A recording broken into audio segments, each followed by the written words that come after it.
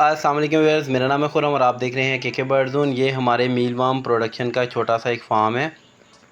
आज हम आपको मीलवर्म फार्मिंग के बारे में थोड़ा सा आगाही देंगे कि किस तरह से मीलवर्म फार्मिंग करते हैं। तो इसके लिए एक आपने इसी तरह से प्लास्टिक का कंटेनर लेना है। कंटेनर का साइज़ आप देख लें 24 इंच जोन सा है वो लंबाई में हो और 22 या 24 इंच आप देख लें चौड़ाई में हो। और उसके अंदर हमने क्या करना है, सबसे पहले तो बेबी मीलवर्म्स रखने हैं जो कि वो दूसरे कंटेनर में हम आपको दिखाते हैं। ये उनके ब्रीडर्स हैं जो हम आपको दिखाने लगे हैं। ये देखें, ये इनके ब्रीडर्स हैं जिससे बेबी मीलवर्म्स के एग्स आते हैं और फिर वो बेबी मीलवर्म्स बनते हैं और फिर बड़े हो जाते हैं। तो फ़र्स्ट ऑफ़ ऑल आपको हम दिखाते हैं कि बेबी मीलवर्म्स से जो मीलवर्म्स बनते हैं वो कितने बड़े बड़े हो जाते हैं। जी दोस्तों, ये देखें, ये हैं मीलवर्म्स। अभी ये बड़े हो रहे हैं। जैसे जैसे ये बड़े होते जाएंगे तो इनके जो है ना, ये प्यूपा के अंदर कन्वर्ट हो जाएंगे, मतलब चेंज हो जाएंगे। इनकी जो शेप है, इनकी जो जिसामत है वो आहिस्ता आहिस्ता ऊपर से स्किन उतरती जाएगी, जैसे कि अभी उतरी भी हुई है। ये देखें मुख्तलिफ़ जगहों पर, ठीक है। तो इनकी स्किन उतरती जाएगी और ये प्यूपा में अपने आप को चेंज कर लेंगे। तो इसके लिए आपको ये चोकर चाहिए होता है। चोकर के अंदर आपने मीलवर्म्स रख देने हैं और फिर ह्यूमिडिटी का ख़ास ख्याल रखना होता है। ह्यूमिडिटी जो सी है आपकी, वो इसके लिए होनी चाहिए है, मीलवर्म्स के लिए कोई 40 हो जाए, 50 हो जाए, कोई मसला नहीं है, ठीक है। टेम्परेचर जो है 25 से 30 तक होना चाहिए। पर जो प्यूपा हैं उनको बीटल बनाने के लिए वो ह्यूमिडिटी चेंज हो जाती है। आपको हम दूसरे वाले मीलवर्म्स दिखाते हैं एक और कंटेनर में। ये हमारा एक और कंटेनर है। ये देखें, इसके ऊपर प्यूपा भी है। ये प्यूपा, इसके अंदर कुछ ये देखें जैसे आटे में नहीं फिरती, वो फिर रही हैं। इनको आपने मार देना है। मेरे पास टाइम नहीं था, जो इसकी वजह से मैंने इसको मतलब इतना टाइम नहीं दिया, तो मगर वो फिर रही हैं। इससे खैर इतना मुझे नुकसान नहीं हो रहा। आपके सामने प्यूपा बन रहे हैं, प्यूपा से बीटल बन जाते हैं। अभी बीटल मैंने अलग किए हैं और उनका बीटल्स का फार्म बना दिया है ताकि वो हमें ज़्यादा से ज़्यादा एग्स दें और हम बेबी मीलवर्म से दोबारा से एक बहुत बड़ा मीलवर्म्स का फार्म बनाएं जो हम अपने परिंदों को मीलवर्म्स देंगे।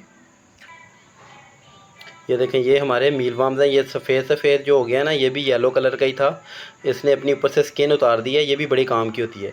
जो स्किन होती है आपने अपने चूज़ों को डालनी है। चूज़े उससे बहुत ही ज़्यादा इम्यूनिटी में कमाल कर जाते हैं, मतलब उनको कोई बीमारी नहीं लगती, बीमार नहीं होते। बहुत ही जल्दी उनका इम्यून सिस्टम बूस्ट हो जाता है, बीमारियों के ख़िलाफ़ लड़ता है और उनकी जो ग्रोथ है वो बहुत बढ़ जाती है। ये एक और था हमारा सेटअप। ये देखें, इसके अंदर भी ऐसे बेबी मीलवर्म्स बनेंगे, मतलब प्यूपा बनेंगे, प्यूपा बीटल्स बनेंगे और फिर हम बीटल्स से मज़ीद ब्रीड लेंगे। अभी प्यूपा बन रहे हैं। ये मैंने थोड़े से मीलवर्म्स से जो बचे कुचे थे मेरे पास, तो मैंने दोबारा थोड़ी सी तवज्जो दी है। बस आपके सामने ही तवज्जो है, देख लें कितनी की दी है। तो उससे भी माशाल्लाह कितने ज़्यादा मीलवर्म्स प्रोड्यूस हो रहे हैं। जी दोस्तों, हम वापस आ गए हैं अपने बीटल फार्म की तरफ जो हमें मज़ीद मीलवर्म्स देगा। ये देखें, इसको मैंने कवर किया हुआ है, ये अंडे वाले उसके साथ, कवर के साथ, जिसके अंदर अंडे सेव करते हैं। ये सारे बीटल्स हैं और ये बीटल्स इसी तरह पसंद करते हैं रहना। इनको ढाँप के रखना चाहिए। इनको कहते हैं डार्कलिंग बीटल और इनकी 160 किस्म के हैं जो बीटल्स होते हैं। मुख्तलिफ़ किस्म के देसी बीटल भी पाए जाते हैं। जो मैंने कुछ दिन पहले वीडियो बनाई थी अपने सील्स को खिला रहा था, वो गंदे होते हैं, मगर ठीक है, चलो गुजारा चलता है। जिनके पास ना हो तो वो भी डाल दें। तो मैंने ये देखें इंपोर्टेड वाले रखे हुए हैं। ये बहुत ही अमेरिका के एक अच्छे मतलब फार्म का सीड था जो मैंने अपने पास सेव करके रखा हुआ है। ज़ाया इसीलिए नहीं होने दिया कि ये फार्म से, जिस फार्म से आया था ना सीड, तो यहाँ से सीड लेना बहुत मुश्किल है। तो बहुत ही अच्छे हैं। इनका जो साइज़ होता है बहुत ज़्यादा हो जाता है, बहुत बड़ा साइज़ हो जाता है इसकी मीलवर्म्स का। तो इसको मैं फिर से बढ़ा रहा हूँ इंशाल्लाह ताला।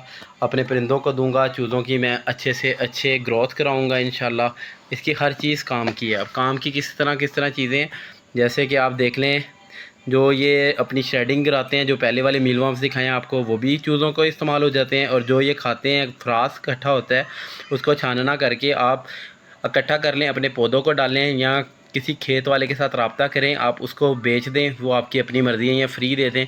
वो पौधों के लिए खाद है, फर्टिलाइजेशन का काम करती है, फर्टिलाइज़र है बहुत अच्छा। तो पौधे ग्रो करें, अपनी फार्मिंग करें, अच्छे से अच्छा अपना रिज़्क़ कमाएं, लोगों को मदद करें, लोगों को आगाही करें कि इस तरह से फार्मिंग करें। जब इस तरह फार्मिंग हम करेंगे तो हमें फ़ायदा होगा, नुकसान नहीं होगा।